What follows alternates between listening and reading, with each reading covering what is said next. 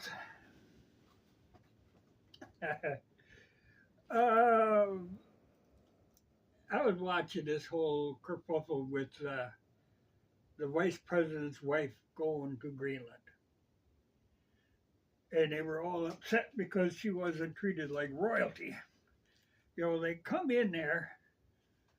Anytime they take these little vacations, they got to fly in all these armored vans and limousines, and it's always a shut down the airport and shut down streets. It's just a mess every time they do that. And she was not invited. They say, okay, if she wants to come as a tourist, fine. Just behave like a tourist.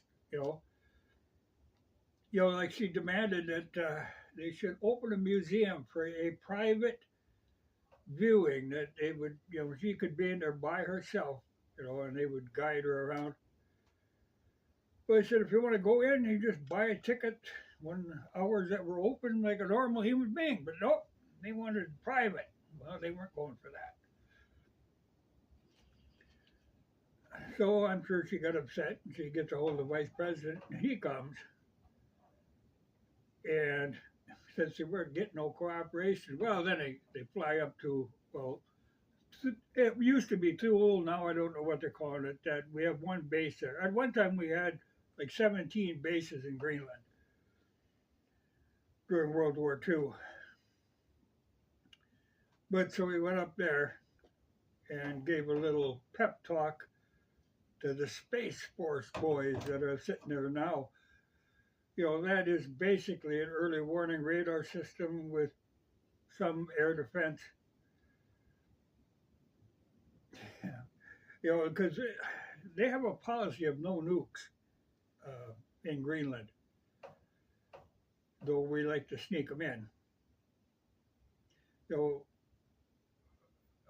There was a time where, after the war, we were putting up bases there that even people in Greenland or Denmark didn't know about. We just stick them in there. Just, and they'd actually have to move the Inuit, they'd have to relocate them because they couldn't have them anywhere near their bases. They just went in there throwing their weight around.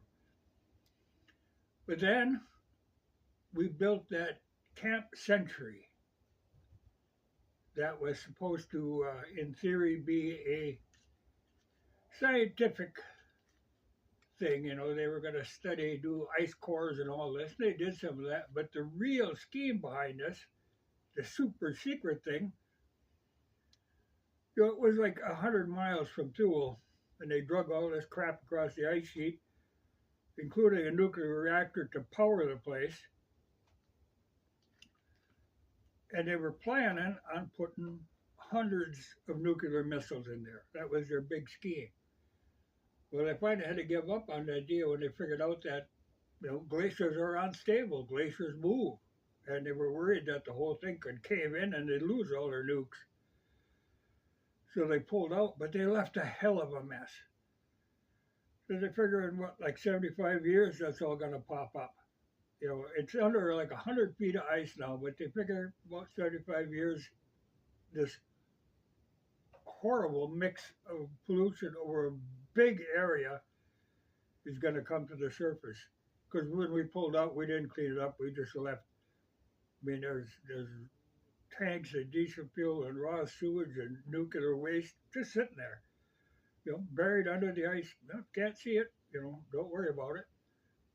But it makes kind of hard feelings when you do that kind of crap. But we did. I think mid-60s, we pulled all the nukes out of there, in theory. But I think we're scheming to like to get them back in there. But the idea was this Camp Century, we could have all these nukes that were within range of Moscow.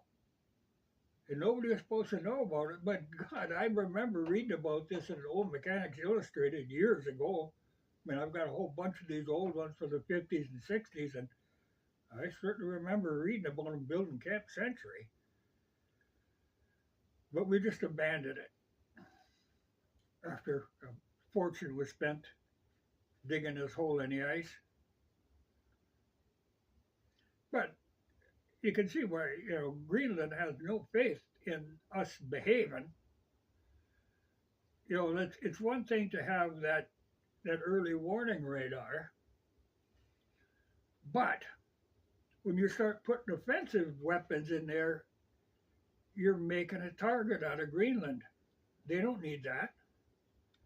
And the idea when we were in there in the first place during the war was because Denmark had been taken over. So we figured, okay, we'll put bases here to protect. And now we're coming up with this crazy idea of protecting Greenland again. And the only thing Greenland's got to worry about is us. That's funny. But you got to leave them people alone.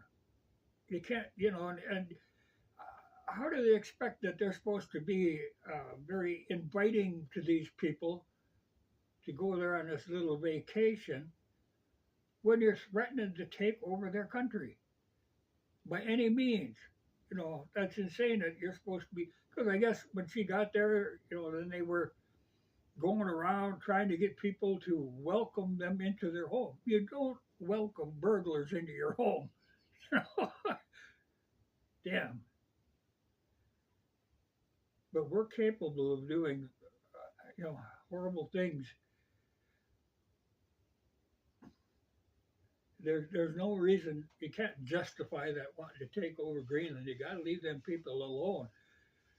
And the whole thing, like they're supposedly under Denmark, but they have the right to be independent, and that's the way it's going. But we want to influence that. We want to make them dependent on us. We don't have a right to do that at all. There's no justification for it. There's no threat from anybody but us. It's like a protection racket, like the mob used to run that. Oh, you got a nice business here. Be a shame if it burnt down. Well, if you pay them so much a month, it won't burn down. That's what we're doing with Greenland. Got to quit that kind of stuff. That's just insane. But then to go there and think that you're supposed to be welcomed with open arms, that ain't going to happen. Those people, because we're threatening to use force, military action to take Greenland. What the hell? That's just insane. But they know what we'll do, what we're capable of. They've been through it before. And I'd like to see get Denmark the hell out of there and let Greenland be their own. And they do have, they've got the right to be independent of Greenland. But we don't need to be there. Gotta learn to, and then we start talking, these rare earth elements that are laying there, we want to get our hands on. Imagine the environmental mess we'll make of that. At the same time, they kind of cooled down on this thing in Ukraine because there ain't nothing there. But they did find a spot in the Congo that there is some. And of course, there's two different little countries battling there. So what we're going to do, we're going to give a bunch of weapons to the one. And then we can go in and take the minerals. And of course, what will happen is this country, when it gets all these weapons, is going to be a scourge on the whole continent. They're going to raise hell everywhere. And eventually, we're going to have to go in and take care of them. We got to quit doing that.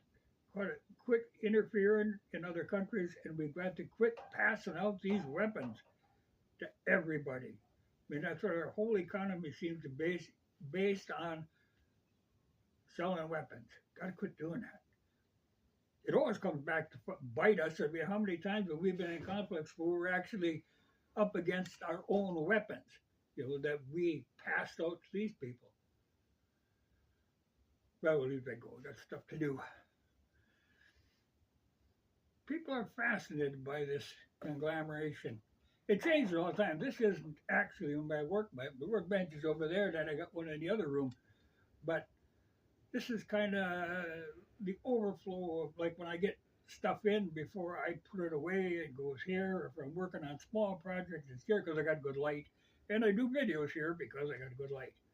That's the only reason. But my other workbenches are much bigger. This is just a little table, really. But it works for like working on a carburetor, that small stuff. But this is a constant changing, evolving tangle of stuff here. But I can find everything I need. Yeah, well, you just got to learn to stay out of other people's business.